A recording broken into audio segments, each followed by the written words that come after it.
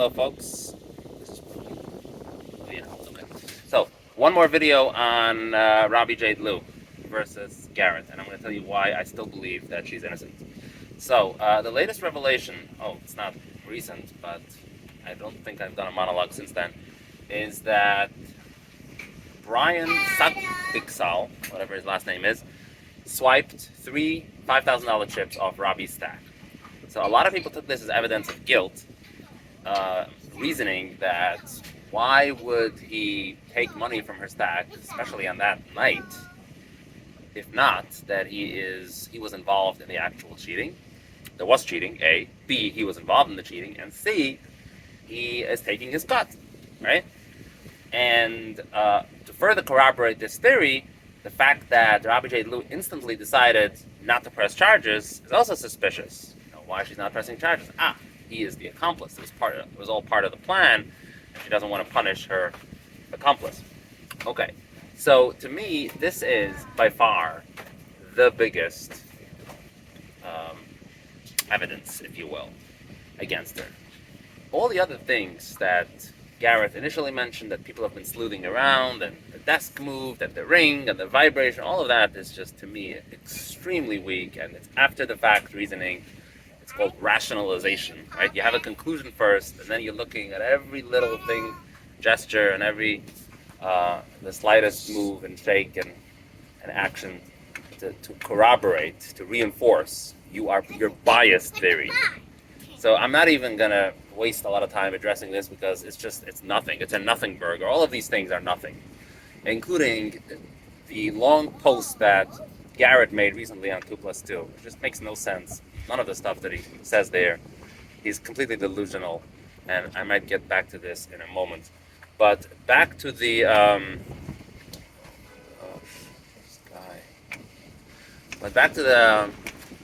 the fact that he took chips off her stack. So initially, when I first learned of this, I was suspicious.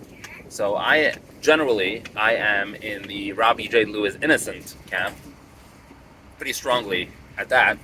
But after this, obviously it raised some eyebrows. What's going on here? So there's three possibilities. After further analysis, there's three possibilities how to interpret this. One is that it's a completely one-off event, right? He never stole chips from any player, certainly not on the stream, but he just doesn't steal. He's an upright individual, and he would never do this unless this was actually authorized. And why would it be authorized, right? If not, that it's part of the cheating scheme. So that's the first possibility. So again, to repeat, if it is a one-off event, then it would be extremely indicative, extremely suspicious. Why that night? Why that player? There's got to be something going on. It's not solid proof, but it would be very suspicious. Like, what are the odds that he just randomly decided for the first time ever to steal $50,000 chips from a player, and it just happened to be Robbi on that night when she's being suspected of cheating? So this would be incredibly suspicious. Number two, second possibility is that he's generally, a shady individual who is capable capable of stealing, and he has done it before at random times from random players, whatever. And this is just one night that it happened to. According to this theory, the reason he was caught on this particular night and not on other nights is because this night was actually scrutinized, right? The third possibility is, and this is actually an enhanced theory, an enhanced version of the second possibility, the second theory, is that not only has he done it before, but he does this strategically, not randomly. And why would he do it on that given night and from that player? Because he knows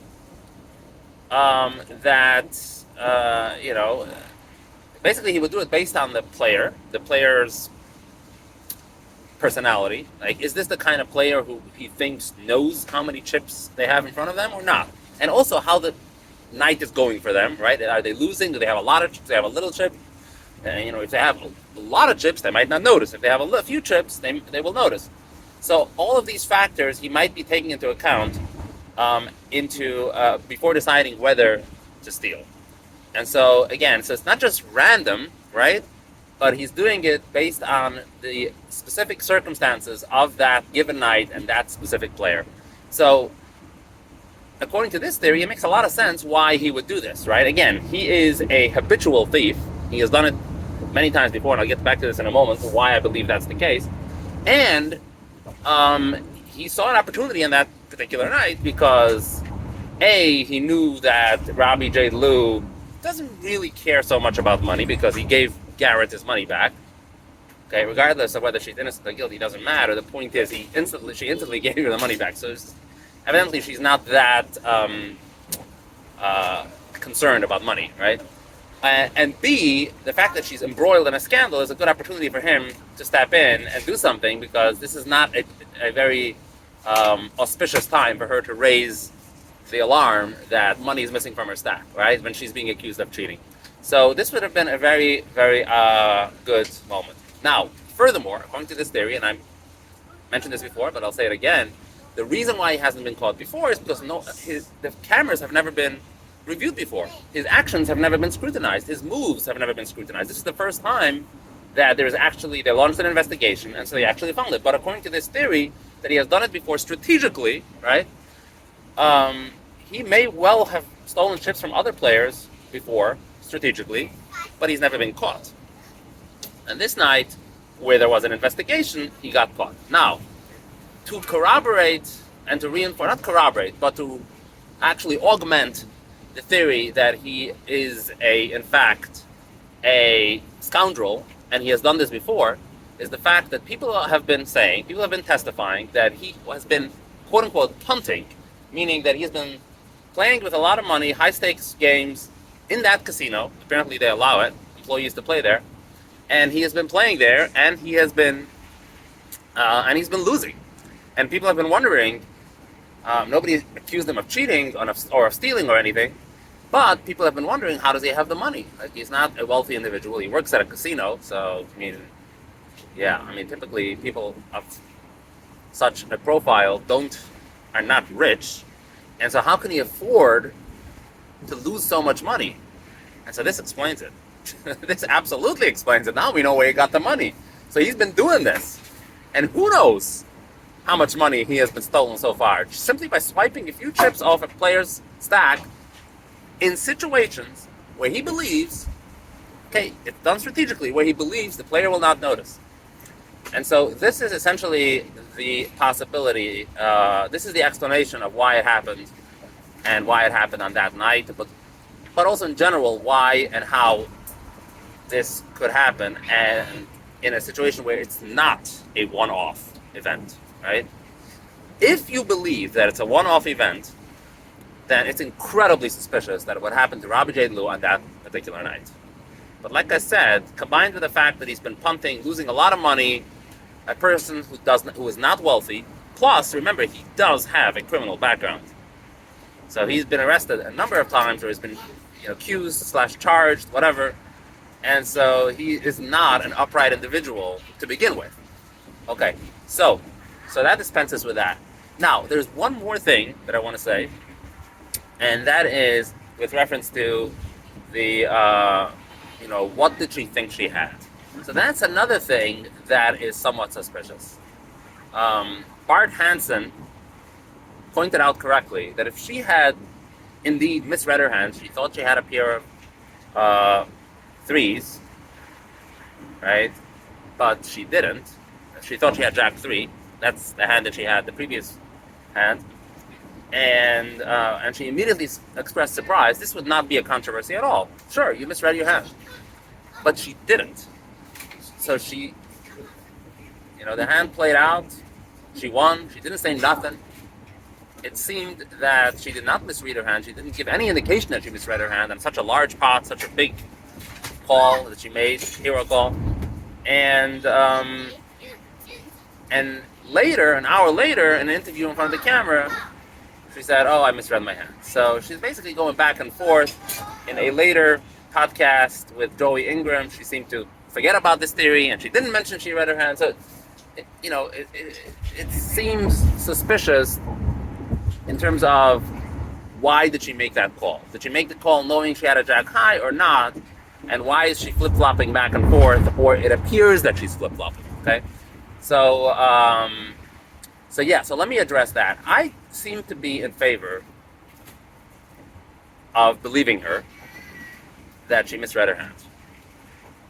So the biggest counter evidence to that is the fact that she did not mention it at the time. You would expect a player who's making a huge hero call for a lot of money and she's winning the pot and she's looking at her hand and she thought she had a pair of threes and she doesn't. Like, oh my gosh, yeah, the reason especially when she's confronted by the loser, like, why did you call me? She would say so, right? So why didn't she say so? Yeah, so to me, let me just preface by saying, yeah, it's a problem, okay? I don't have a good answer to that, but let me just point out a few things. Number one, she's not an articulate person. She's not good at expressing herself, expressing her position, her opinion, her theories. I mean, if you watch the interviews that she gave regarding this hand, it makes absolutely no sense. None of the stuff that she says makes any sense. So, the jack of club blocker, I called, I thought she had this, the reason I ran it twice because I wasn't sure, and maybe I do need help, like, what the heck is going on? If you do need help, you should never have called, right? So none of this makes sense. Now, this does not, the fact that it doesn't make sense at all, is not against her or in favor. It just means she doesn't understand the game, or she cannot express herself. One or both. But it doesn't mean that she cheated, okay? So I do believe that she misread her hand. The fact that people point out that she double-checked, you can see her on camera checking your hand, I'm not convinced. I'm not convinced that this is necessarily proof that she knew that she had jack 4. Previous hand she had jack 3. She thought she paired the 3. She thought she made a pair. It makes sense that she only looked at the jack of clubs, and even if she did see the other card, it might not have registered in her mind. So that's also possible. You see a card, doesn't register for whatever reason. You have a great card. So, not convinced. The fact that he didn't mention it on camera, she won. She won either way. Garrett says I have 8 high. She tabled her hand. At that point, she knew she won, right? Now, yeah, she thinks she won with a pair, but there's no reason to be, worked up about it because either way, she's winning either way, right? So if you thought you had let's say, you thought you had a pair, and then Garrett turns over his hand first, said, oh, I got ace high. Well, I missed my flush, I got ace high. In that case, she should have expressed surprise. In that case, she should have said, oh, I got a pair, and then she looks at her hand, oh, I don't have a pair. Oh, shit, ace high wins, right? But the fact that she won either way is, I think, it seems to, it makes her behavior a little bit more explainable here because, she won either way. She would have won either way, and she did in fact win either way. In fact, the statistics, the odds for or against her winning the hand would have been exactly the same either way. Amazingly so, right? If she did have a pair of 3 against that particular holding from Garrett, she would have been the same 53-47 to win, even with a pair. Okay, so it wouldn't have mattered. And of course, she doesn't know that, but the point I'm making here is that, okay, you get what I'm saying, right? So this would also explain the fact that on the turn, she said, oh, a pair of 3 is any good? So yeah, so this would, now again, people could sometimes say that when they don't have it and they're just whatever, they're just table talk. But in this case, there's no further action, right? It's either fold or call. And so deception is not a thing that she should be doing here. Also, the min raise also would explain if she's really intent on bluffing with the jack high, right? Then she should have raised larger. The fact that she min raised is she's saying, hey, I got a pair. You're probably betting with either with a draw or with an ace high, and therefore I'm going to make you call. Now she doesn't want to raise big because why? You have a weak hand, you raise small, right? That's typical poker strategy. Okay, and lastly, when she turned over her hand, and and Garrett looks at, what the heck is going on here? Why did you call? And she said, because I put you on ace high. And then Garrett says, but you got jack high. So why'd you call? Well, because I don't think you have shit.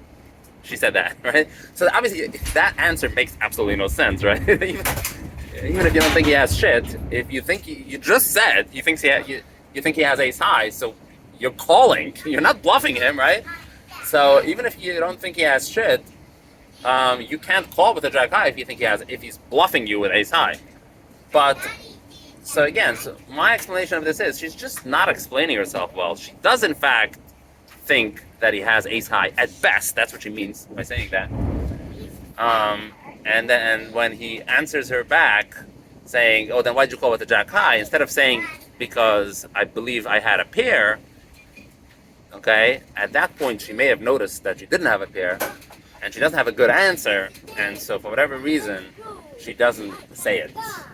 But the first answer is correct, meaning at the time when she hero called all in on the turn, she thought, hey, he's on a draw. At best, she has ace high. I have a pair, and that's why she called. So those are the two biggest elements in against her, namely the Brian Sakbiksal swiping of the three chips, and the fact that she was wishy-washy about why she called, whether she knew she had a pair, whether she thought she had a pair or not. So I addressed those two things. Anything else is just completely nonsense to me. And I think Garrett is delusional. He's going crazy over this. He's ruined his reputation. A lot of people are thinking that he handled this very poorly.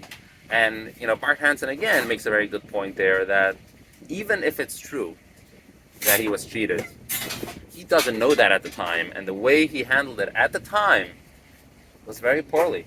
It's just, you don't do this. You don't immediately accuse 100%. Well, it's not 100%. They're investigating it, right? And you don't know how it happened. And you yourself are saying that HCL wasn't involved.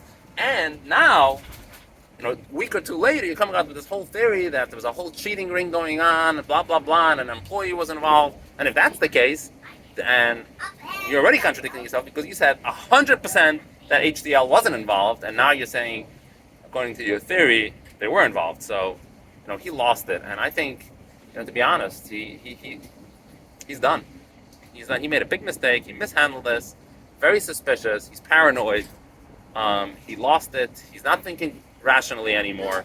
He's just everything he's doing at this point is just he climbed up a tree and he can't get down, and he just has to justify his actions. And yeah, so that is my 2 cents on this. Thank you for watching, and have a good day.